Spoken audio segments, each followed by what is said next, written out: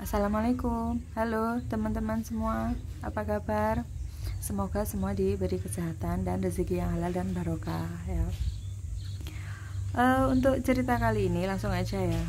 Ini titipan dari temennya temen. Jadi aku nggak kenal sama orang ini, cuma dia tahu aku kalau aku ini ngevlog.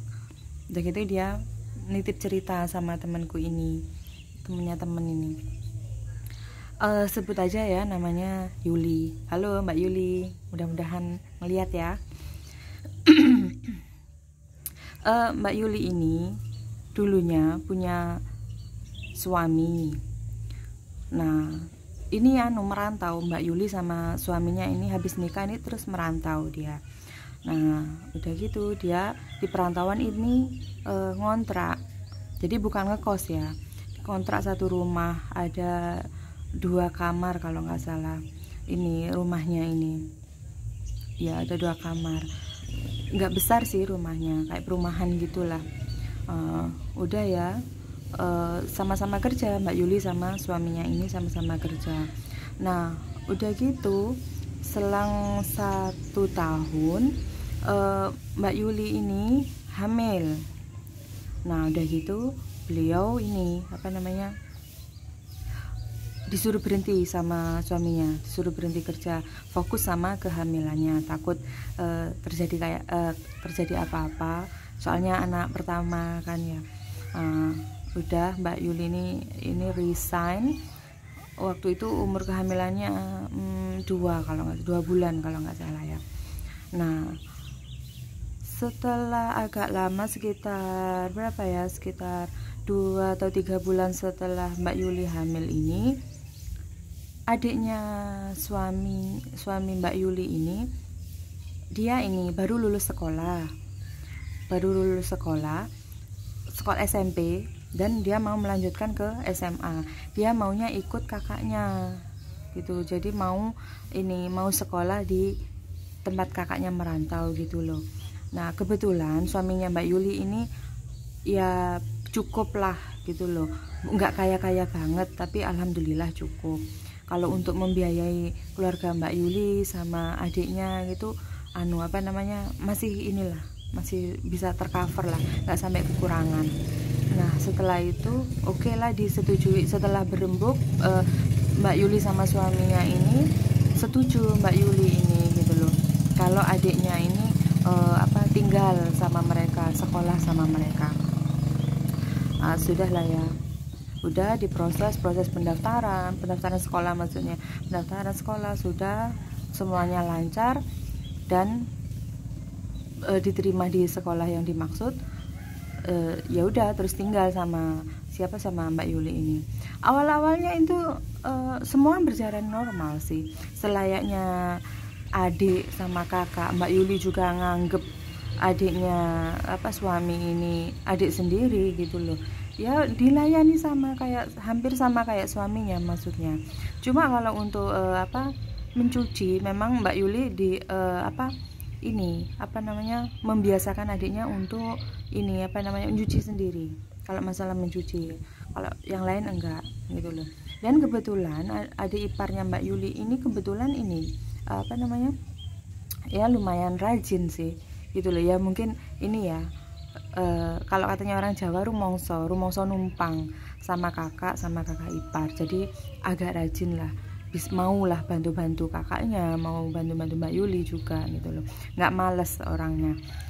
Nah sudah lah ya, berjalan mungkin sekitar kelas 2 SMA, si adiknya ini mulai agak aneh ya, kemungkinan ini ya pergaulan kalau menurutku itu. Waktu itu kelas 2 SMA agak anehnya itu jadinya agak males-malesan. Kadang disuruh itu kayak agak nggak ikhlas gitu, merengut gitu ya, dilakoni. Disuruh apa gitu ya dia mau jalan, tapi ya gitulah gitu loh, mukanya tuh masem apa gimana gitu loh, ya agak nggak nyenengin gitu loh. tapi nggak seberapa diiniin sih sama Mbak Yulinya. Mbak Yuli ngomong sama suaminya, apa adikmu kalau gini ya sudahlah biarin, mungkin dia capek atau gimana gitu katanya suaminya itu. Nah pernah suatu saat waktu itu Mbak Yuli ini tidur sama anaknya lah. Mbak Yuli ini udah udah melahirkan, tidur sama anaknya. Itu Mbak Yuli tuh ngerasa kayak ada orang ngintip gitu.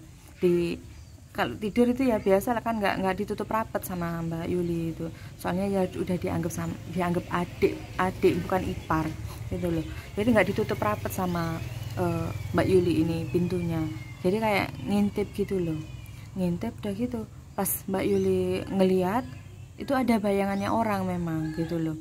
Ya kemungkinan itu adiknya, tapi Mbak Yuli ini nggak tahu apa adiknya atau siapa. Tapi ya di rumah itu cuma ada Mbak Yuli, anaknya sama adiknya itu.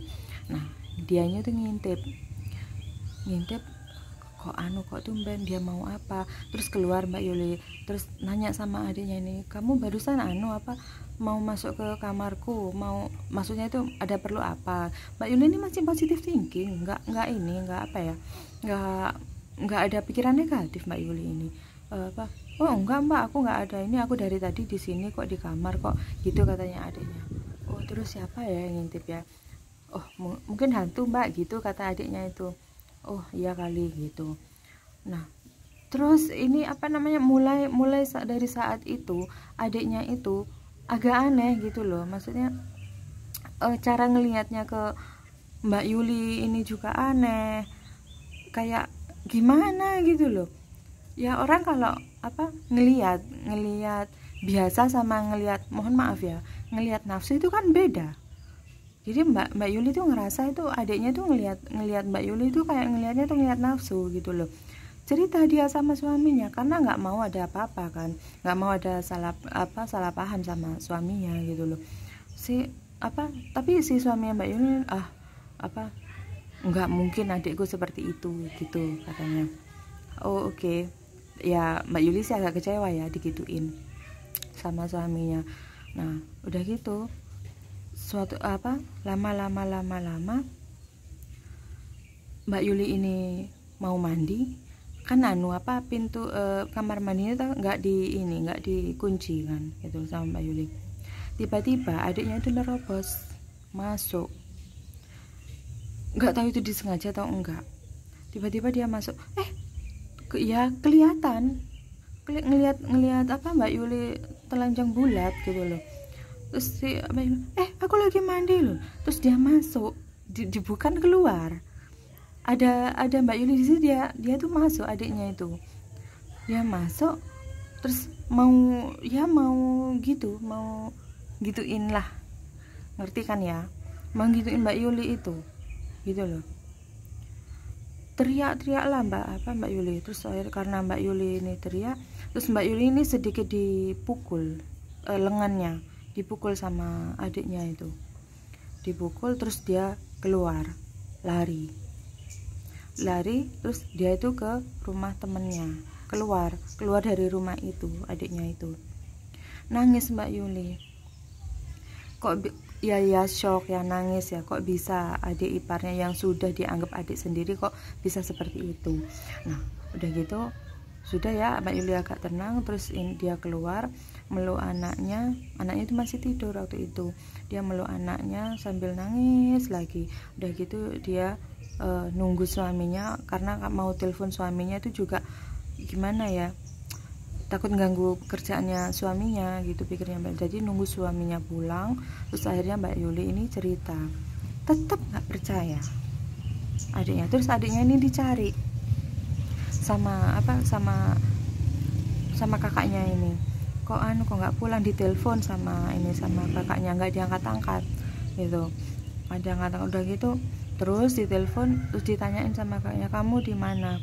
Akhirnya dibalas, lama itu akhirnya dibalas, aku di rumah temen, pulang dulu kita bicara gitu. Iya besok aja gitu kata adiknya. Udah gitu ya udah, besok pagi dia pulang. ke rumah itu. Terus disidang lah itu, nggak ngaku adiknya, nggak ngaku. Enggak, apa namanya, mungkin Mbak Yuli ini bohong, aku loh nggak berani kayak gitu, nggak berani, kurang ajar ke kakak gitu. Mbak Yuli udah tak anggap kakak ini kakak sendiri gitu dia bilang.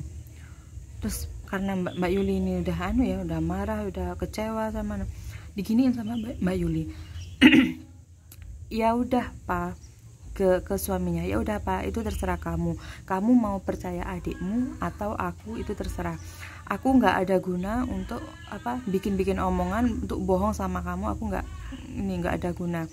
Toh selama ini aku baik sama adikmu, aku nggak pernah bermasalah sama adikmu gitu Mbak Yuli. Kalau kamu memang lebih percaya adikmu dan nganggep aku bohong, aku fitnah adikmu, ya sudah, aku pergi sekarang dari rumah ini gitu. Si suami tuh bingung, terus dia ini mencecar adiknya, nggak tahu gimana caranya. Terusan dia suaminya Mbak Yuli ini mencecar adiknya. Akhirnya ngaku, dihajarlah sama suaminya Mbak Yuli, dihajar adiknya itu, dihajar. Akhirnya disuruh pulang, akhirnya diurus kepindahan sekolahnya dan disuruh pulang kampung. Dan ya ini, tapi Mbak Yuli berpesan jangan sampai orang kampung itu tahu masalah ini. Ya bilang aja adiknya Mbak Yuli ini tidak kerasan atau gimana kalau di kota gitu. Miris ya. Masih SMA loh, kelas 2 SMA loh. Sudah seperti itu. Sama kakak ipar juga. Alhamdulillah. Ya udah ya teman ya. Segitu aja cerita dari saya. Assalamualaikum.